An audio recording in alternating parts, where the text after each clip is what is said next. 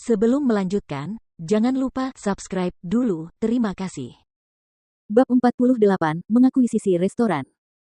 Hailey tak kuasa menahan diri untuk menghentakkan kakinya karena kegirangan. Ya ampun, kamu hebat sekali. Aku sangat iri padamu, kamu sudah dimanja suamimu, dan kamu bisa berkencan dengan banyak pria lain tanpa sepengetahuannya. Kenapa aku ketahuan saat pertama kali mencoba? Aku bahkan berakhir dengan perceraian. Ini menyebalkan.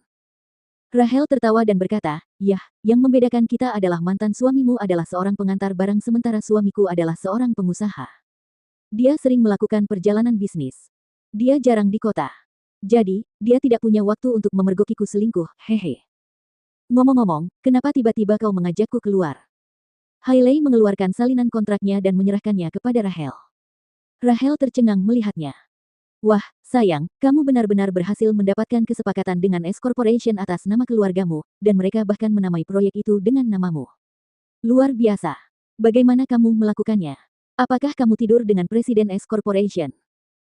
Merasa agak tidak bisa berkata apa-apa, Hailey berkata, "Serius, jangan anggap aku wanita yang mudah diatur, oke? Apakah aku wanita yang terlalu longgar?" Rahel tertawa mengejek, "Ya, kau tidur dengan Tyler Collins hanya demi mendapatkan investor untuk bisnis keluargamu, bukan? Kamu sangat menyebalkan." Hailey melemparkan ikat rambutnya ke arah Rahel. Di kantor Presiden S Corporation pada malam yang sama, Jordan sedang mengadakan pertemuan dengan Steve Williams, pemilik jaringan restoran di Orlando. Steve adalah seorang maestro restoran yang berada di posisi kedua setelah Zack Smith dan saingan bisnis lamanya. Namun, Steve tidak pernah mampu mengalahkan Zack dalam hal taktik bisnis dan latar belakang keluarga. Oleh karena itu, ia menjadi yang terbaik kedua di industri tersebut. Namun, semua restoran milik Steve mempunyai dekorasi yang bagus dan lokasi yang strategis. Banyak gerai yang berada tepat di seberang jaringan restoran Zack, sehingga mereka menjadi pesaing berat selama bertahun-tahun. Selama perayaan ulang tahun Diana, Zack adalah salah satu tamu yang bersumpah untuk memastikan bahwa Jordan tidak akan pernah mencari nafkah sebagai staf layanan lagi di masa depan. Meskipun Jordan tidak mempunyai perseteruan apapun dengan Zack sebelumnya, ia harus membalas Zack dengan koinnya sendiri karena ia ingin mengantarnya ke jalan buntu. Jordan menyerahkan sebatang rokok kepada Steve dan berkata, "Tuan Williams, saya ingin mengambil alih semua restoran Anda di Orlando, dan saya jamin saya dapat mengalahkan Zack Smith dalam waktu 2 bulan.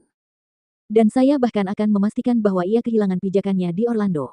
Sebutkan harganya." Motivasi Steve untuk berkompetisi mulai memudar karena usianya yang sudah menginjak 50-an.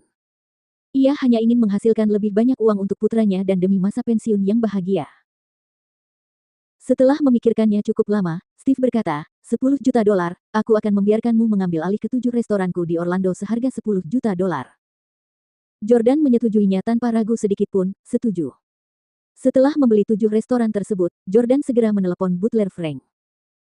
"Mintalah desainer grafis terbaik di negara ini untuk membuat logo yang sempurna untuk Cloud Cafeteria dan mintalah ke-7 restoran saya memasang papan nama itu dalam waktu semalam, setelah desainnya selesai. Saya telah mengirimkan alamat ke-7 restoran ini.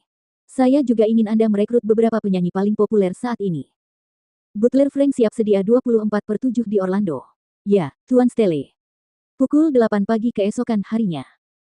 Ada banyak orang berkumpul di luar kafetaria di pusat kota Orlando. Mereka semua mengangkat kepala dan melihat papan nama kafetaria, Kafetaria Awan. Font kata-katanya mendominasi namun indah. Hal yang paling mencengangkan adalah bahan pembuatnya, yang banyak orang tidak dapat menyimpulkannya. Kata-kata itu seakan melayang di udara. Kafetaria itu sudah berganti nama. Mungkinkah kafetaria itu milik pemilik yang sama dengan Sunny Restaurant di seberang jalan? Saya tahu, pemiliknya bernama Zack Smith. Tuan Smith sangat kaya. Dia telah membeli 1 restoran lagi. Dia pasti menghabiskan banyak uang untuk ini. Keren dan megah. Aku akan makan malam di sini malam ini."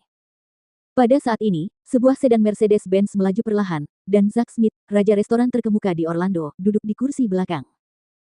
Restoran Zack yang paling terkenal terletak di seberang jalan dari Cloud Cafeteria. Dia datang pagi-pagi sekali. Alasannya karena tadi malam, Tyler meneleponnya untuk memberitahu bahwa dia akan memesan seluruh lantai restoran untuk lamaran pernikahan. Zack datang ke restoran secara pribadi dan menginstruksikan anggota staf untuk membuat persiapan dan menciptakan suasana yang sempurna untuk lamaran Tyler. Namun, ia terkejut ketika mendapati kerumunan besar orang di luar kafetaria seberang restorannya ketika ia tanpa sengaja melirik keluar jendela. "Ray, kenapa ada begitu banyak orang berkumpul di restoran kita? Pullover di sini." Ayo kita turun dan lihat, kata Zack kepada sopirnya. Ya, Tuan Smith. Rai segera menepi di pinggir jalan dan menyeberang jalan bersama Zack. Banyak orang segera mengenali Zack sebelum dia sampai di kafetaria. Hei, bukankah ini Tuan Smith? Tuan Smith, Anda benar-benar mengagumkan. Anda berhasil mengakuisisi restoran milik pesaing bisnis lama Anda dan bahkan memberinya nama yang bagus. Papan namanya juga luar biasa. Zack mendongak dan akhirnya melihat papan nama yang tampaknya melayang di udara. Apa? Zack sangat terkejut karena nama kafetarianya telah diubah menjadi nama yang bertema mirip dengannya. Apakah ini upaya untuk memanfaatkan merek saya demi ketenaran? Atau apakah mereka berencana untuk melawan saya?